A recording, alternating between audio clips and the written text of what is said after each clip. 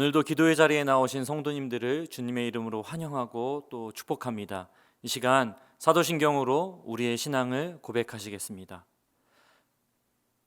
전능하사 천지를 만드신 하나님 아버지를 내가 믿사오며 그 외아들 우리 주 예수 그리스도를 믿사오니 이는 성령으로 잉태하사 동정녀 마리아에게 나시고 본디오 빌라도에게 고난을 받으사 십자가에 못 박혀 죽으시고 장사한 지 사흘 만에 죽은 자 가운데서 다시 살아나시며 하늘에 오르사 전능하신 하나님 우편에 앉아 계시다가 저리로서 산자와 죽은 자를 심판하러 오시리라. 성령을 믿사오며 거룩한 공회와 성도가 서로 교통하는 것과 죄를 사하여 주시는 것과 몸이 다시 사는 것과 영원히 사는 것을 믿사옵나이다. 아멘. 이 시간 찬송가 435장 함께 찬양하시겠습니다.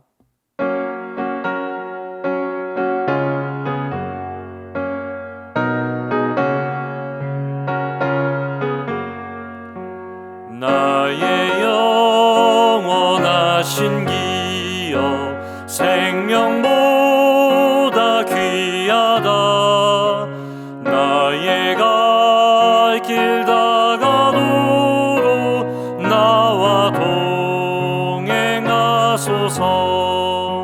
주께로 가까이 주께로 가오니 나의 갈 길 다가도록 나와 동행하소서.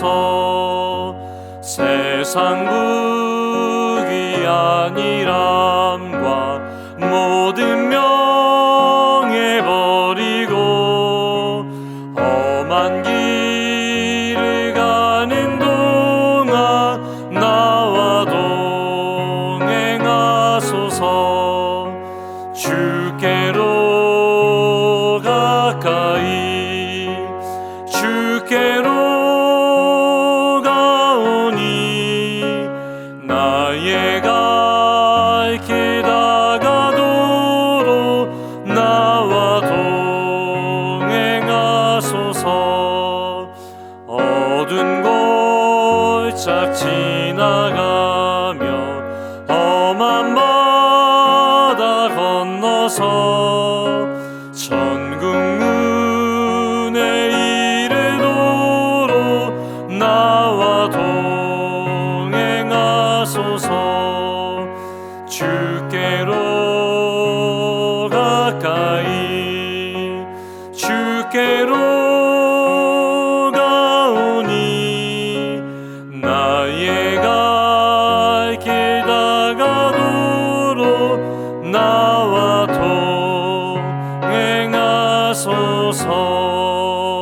동행하소서. 이 시간 함께 나눌 말씀은 에스라 1장 1절부터 11절까지의 말씀입니다. 이 시간 에스라 1장 1절부터 11절까지의 말씀을 제가 읽어드리도록 하겠습니다.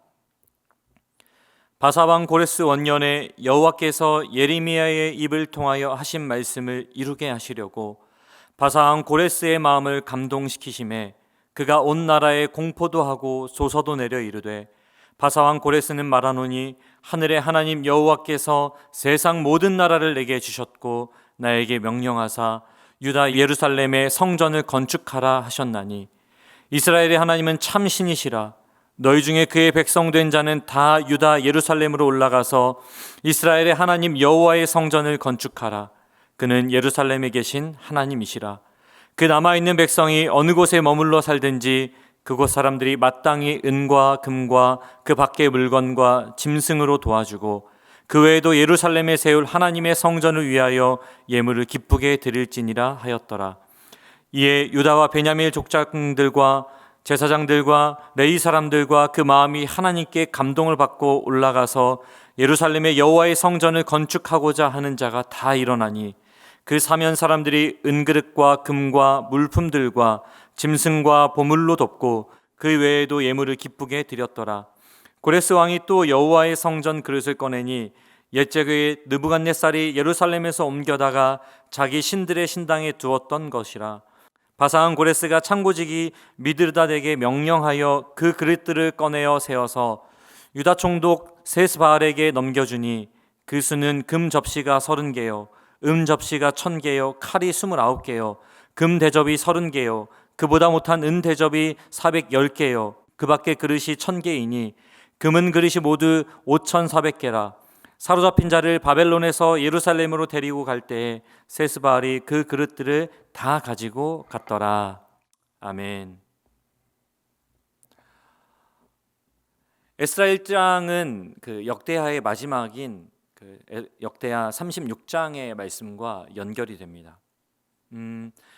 역대하 36장은 역사가 포로로 마감되는 것으로 끝나는 절망이 아니라 하나님께서 은혜로 회복하신다라고 하는 것을 보여주며 끝이 납니다. 그렇게 유다 백성들은 바벨론의 포로로 끌려오게 되었습니다. 그리고 이 바벨론에서 무려 70년의 시간을 포로로 보내게 됩니다. 아마도 이 70년의 시간은 긴 어둠의 터널을 지나는 것 같은 그런 힘든 시간을 보냈을 것입니다.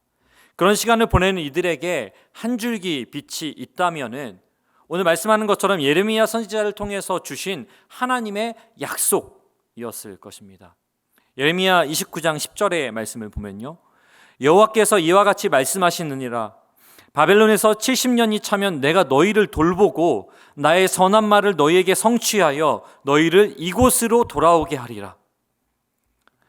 하나님의 약속이 신실하신 분이십니다.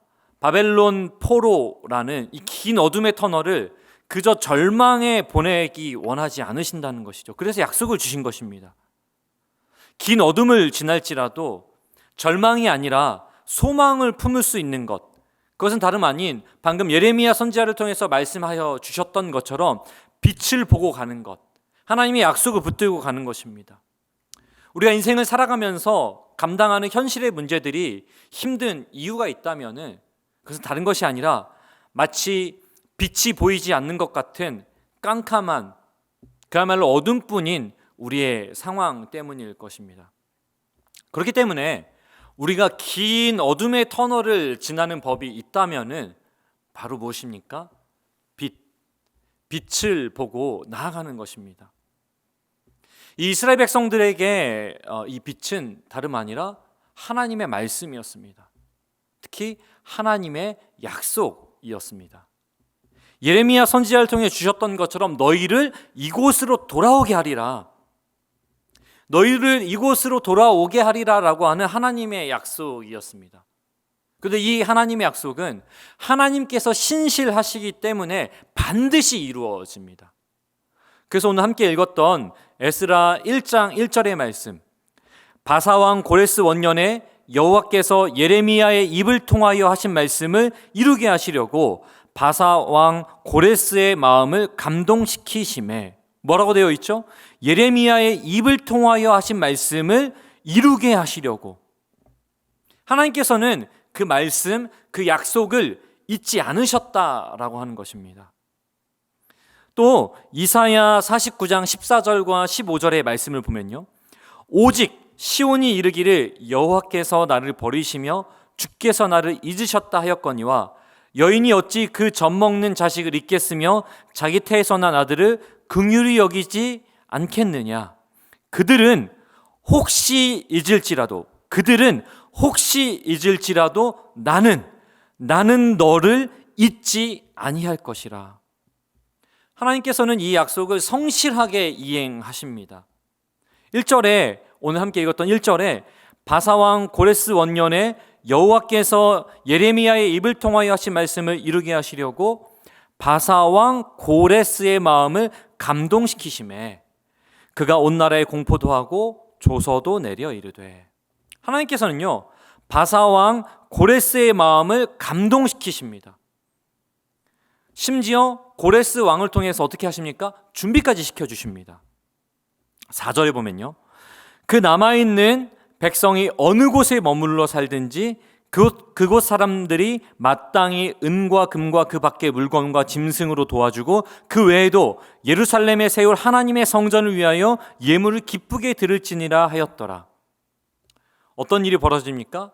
고레스 왕은요, 예루살렘에 세울 하나님의 성전을 세울 준비까지 지금 시켜주고 있는 것을 우리는 볼 수 있습니다. 사실 생각해보면 그렇습니다. 포로 생활을 하던 이들이 성전을 지을 준비가 되어 있지 않는 것은 너무나 당연한 것입니다. 근데 하나님께서는 이 약속을 이루시기 위해서 어떤 일을 하시는 것입니까? 하나님께서 그것마저도 준비시켜 주시는 이런 세심하고 성실하신 분이라는 사실을 우리는 알 수 있습니다. 그리고 무엇보다 하나님께서는 이 약속을 이루어 주시기 위해서 어떤 일을 하십니까? 사람들을 움직이십니다. 우리가 함께 읽었던 1절과 5절에서 동일한 단어가 두 번 등장하는데요. 하나는 감동이라는 단어입니다. 이 감동이라는 단어가 두 번 다 등장하는데요.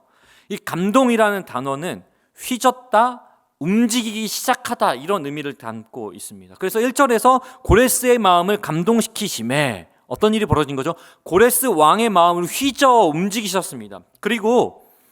그래서 어떤 일이 벌어집니까? 유다 백성들이 예루살렘으로 돌아갈 수 있도록 길을 열어주시는 겁니다. 고레스의 마음을 움직이셔서.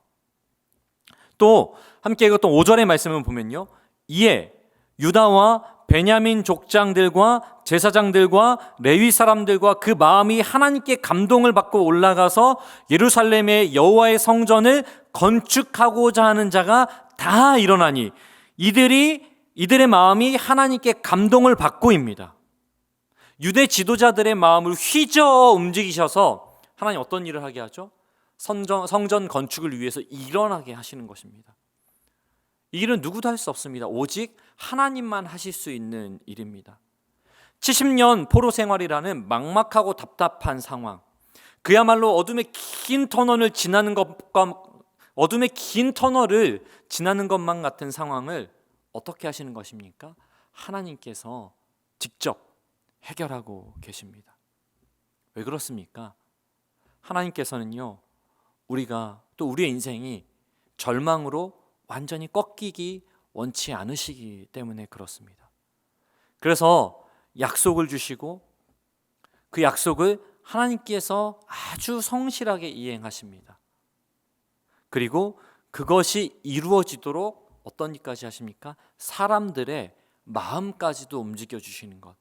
그것이 오늘 하나님께서 우리가 절망에 빠지지 않도록 하시는 일이십니다. 하나님께서는 죄로 인해서 절망을 향해 나아갈 수밖에 없는 우리 또한 절망을 향해 가기를 원치 않으신다는 것입니다.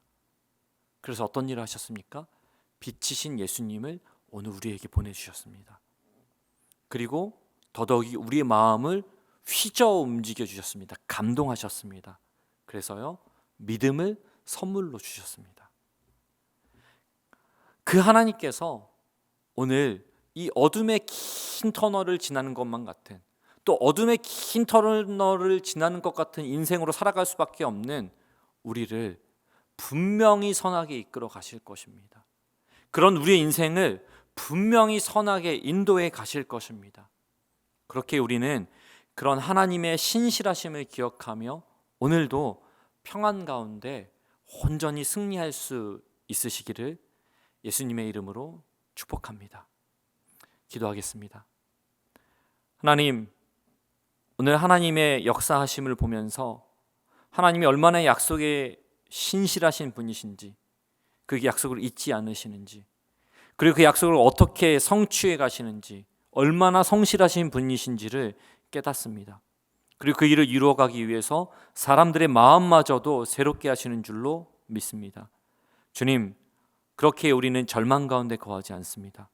무엇보다 우리에게 빛이신 예수님 보내주시고 믿음 주셔서 더 이상 절망 가운데 거하지 않기를 원하시는 줄 믿습니다.